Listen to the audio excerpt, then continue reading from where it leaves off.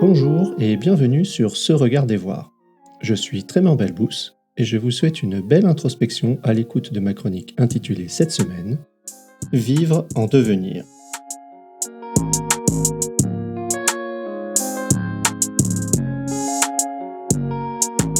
Vivre en devenir. Qui suis-je? Pendant longtemps, j'ai cherché à le savoir et je m'y surprends encore souvent. Dépensez-vous aussi du temps et de l'énergie à élucider cette question? Répondre à la question Qui suis-je est une quête inaccessible qui m'attache au passé, pas au flot de l'expression de la vie.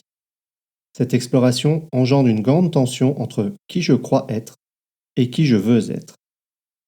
Il m'aura fallu du temps pour découvrir que c'est un mirage.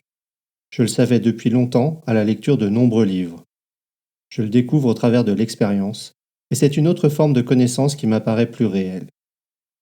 Vivre en devenir, l'exploration d'une intégration de l'expérience qui s'écoule. Qu'est-ce que cela change-t-il?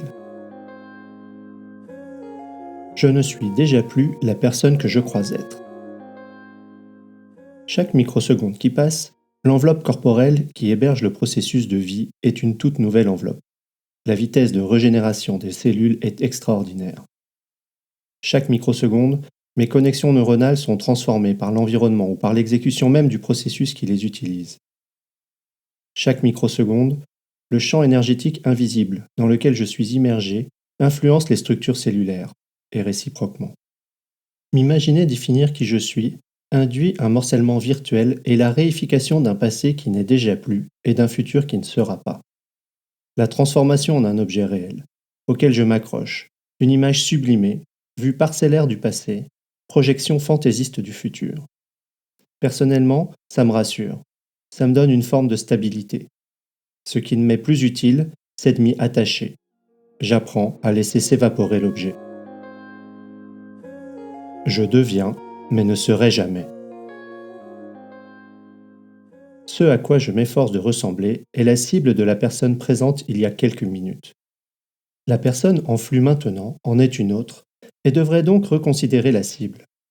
Lorsque je deviens, je n'arrive plus à me rattacher à des rêves qui représentent la réification d'une image mentale à laquelle je m'accroche. Lorsque je deviens, je me sens attiré par un futur composé d'intentions.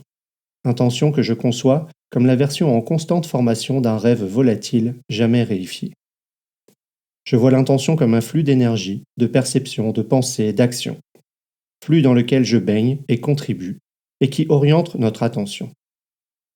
Vivre en devenir, c'est sentir au plus profond de la perception de mon expérience qu'il n'y a plus de réponse à trouver. Il n'y a plus de questions. Des obstacles dans le courant.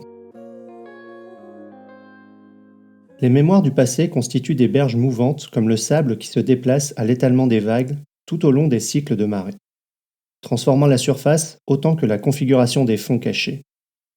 Lorsque je deviens, je sens profondément qu'en dépit des galères, je suis dans un flux, une constante évolution. Lorsque je deviens, les mémoires du passé ne se réifient pas en croyances qui freinent en obstruant parfois ce flux.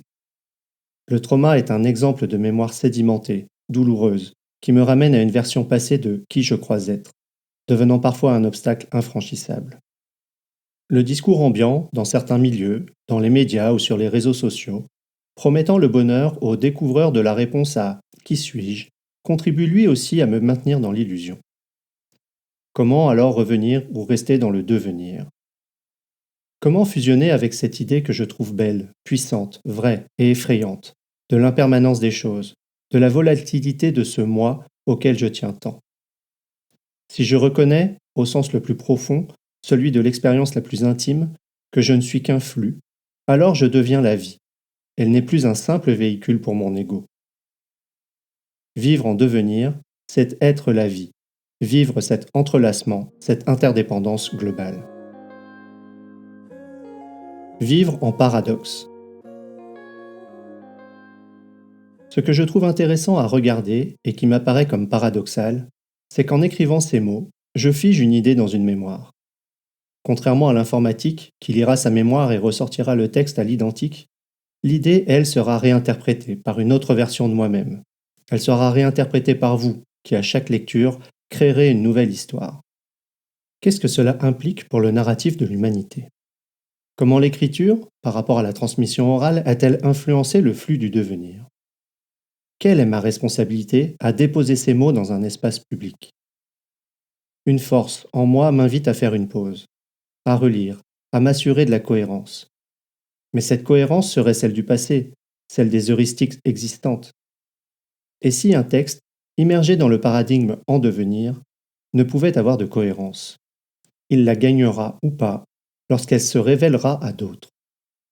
Et si Descartes, au lieu d'écrire «je pense donc je suis», avait écrit «je vis donc je deviens»? Illusion organisationnelle.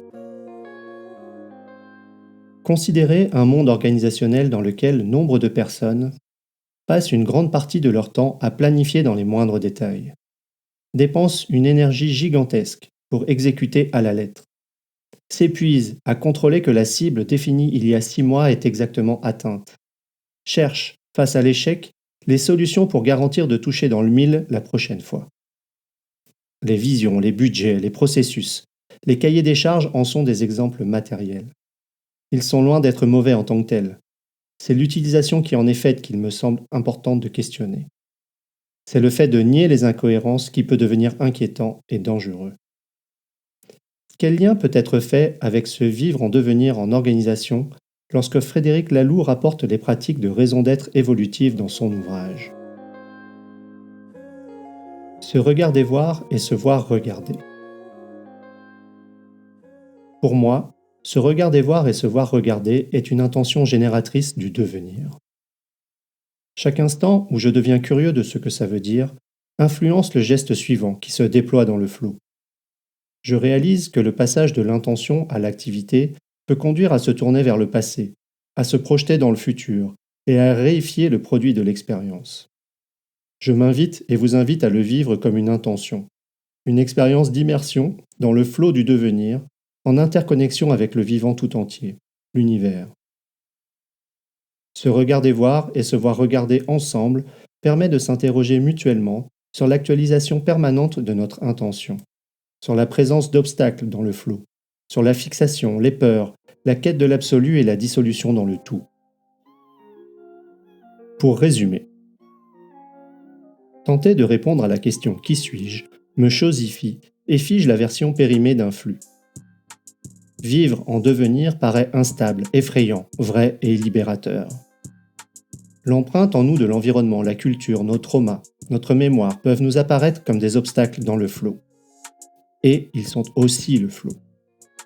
Une énergie colossale est investie pour lutter contre l'impermanence en réifiant des objets auxquels il devient impératif de se conformer. Se regarder voir et se voir regarder est une invitation à s'immerger dans l'expérience du flot. Êtes-vous dans l'être ou le devenir? Merci pour votre écoute.